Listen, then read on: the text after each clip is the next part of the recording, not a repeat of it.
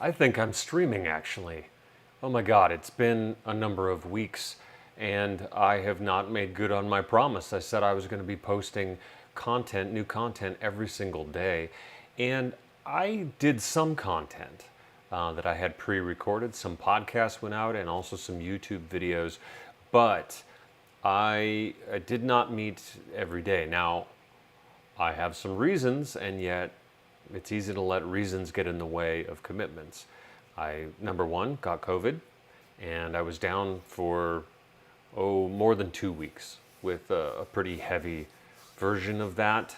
It's the first time I've ever gotten COVID.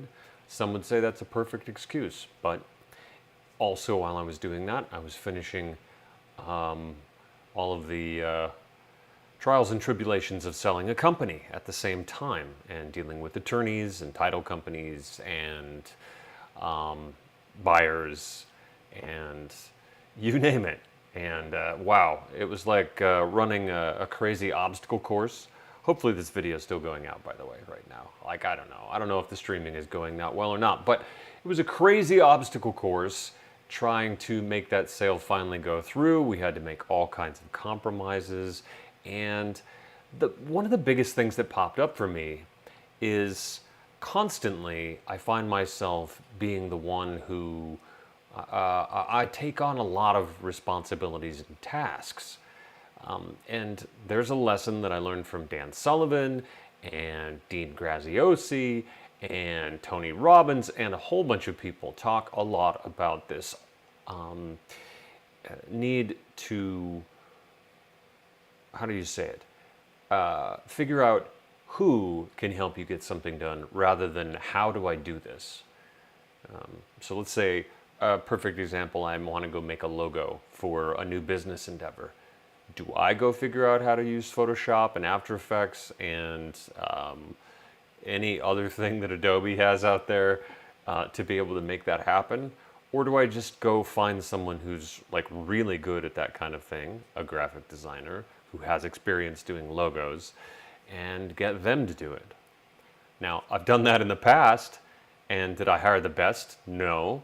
Did I hire someone who, in the end, really just ended up following my mock-up of what the actual logo design ended up being?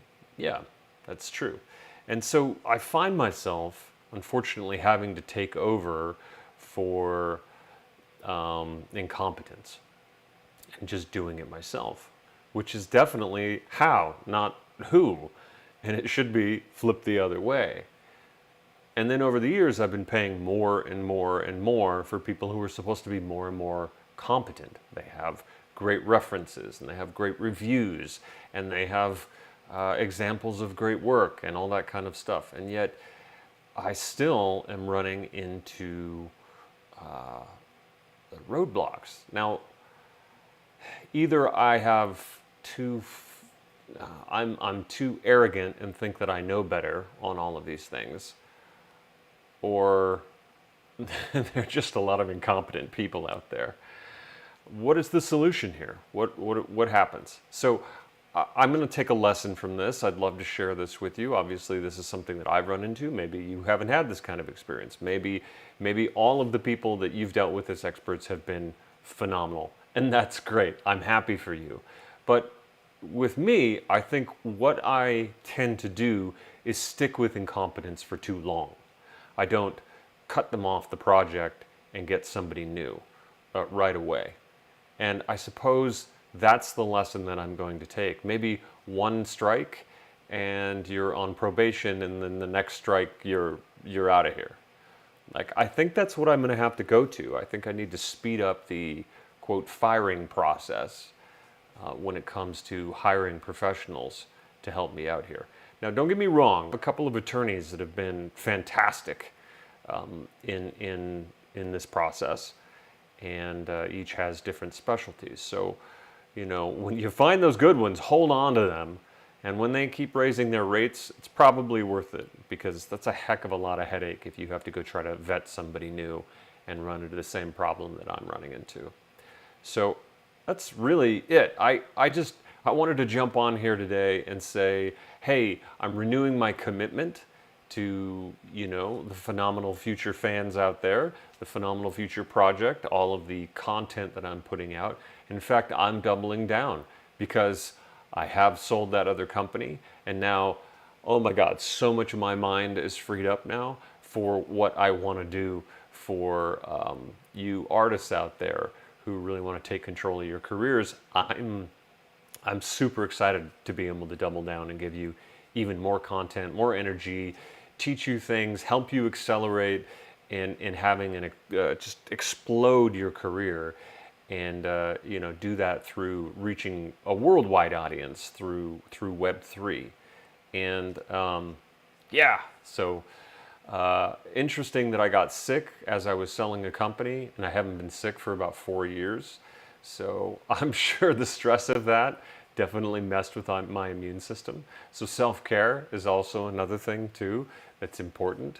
And I guess I had to give myself some mental downtime to be able to now come to this project and really do the PFP right, and be able to just over-deliver to you, give you as much as I possibly can, and be a collaborator with you. I'm super excited about what's on the horizon for artists to take control of their careers, to grow a massive fan base, like I said, worldwide. And before getting paid from someone in Germany, it would have to go to a German bank into a German business, and then it would get transferred to, let's say a musician's record label in the United States. It's like that whole process took just a ridiculous amount of time, and it was a muddy mess of accounting.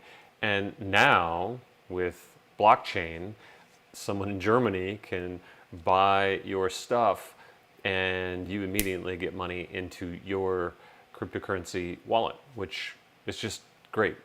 I mean, it's totally transparent, and you didn't have that before.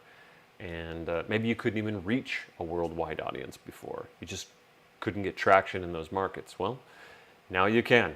If you can create an NFT series and they, want to respond, they can immediately. So fantastic. That's the beauty of blockchain, beauty of NFTs, and being able to really take control of growing an audience and not relying on somebody else.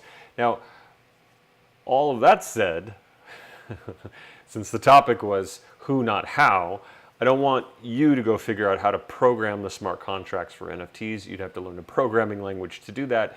No, I'm going to help you figure out how to attract collaborators to your project, and also how to vet them and make sure that you aren't getting screwed there either, right? So that's something we will figure out together, but as I learn new things, I will share it with you.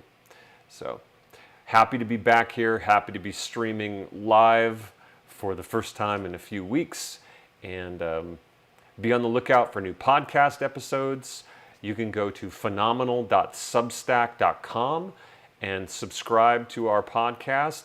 We're going to be putting out at least 2 episodes of an audio podcast a week, and we have just more and more coming as we ramp all this stuff up. So however you like to take in new content, whether it's listening or watching or reading, we're going to have all that for you.